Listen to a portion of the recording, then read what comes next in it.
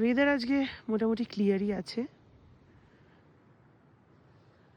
সকালবেলা ব্রেকফাস্ট করে এই রাস্তা দিয়ে আমরা রওনা দেব।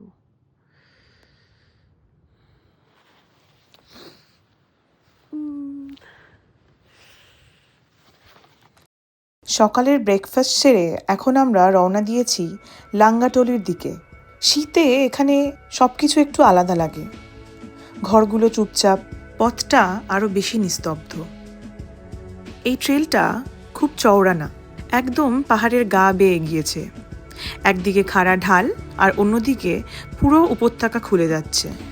আমাদের ট্রেক গাইড রানাজির কাছ থেকে জানতে পেরেছি আজকের ট্রেকিং ট্রেলটা অতটা লম্বা নয়, সব মিলিয়ে আজকে মোট 3 কিলোমিটার মতো হাঁটা।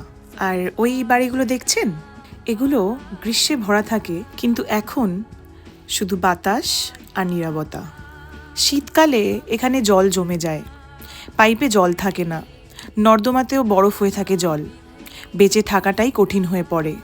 তাই এই গ্রামের লোকেরা শীতকালে, অর্থাৎ ওই ধরুন অক্টোবর নভেম্বর নাগাদ চামোলি জেলায় নেমে আসে, আবার বসন্ত আসলে ফিরে আসে এই দ্রোণাগিরি গ্রামে। এই মুহূর্তে পুরো গ্রামই ফাঁকা।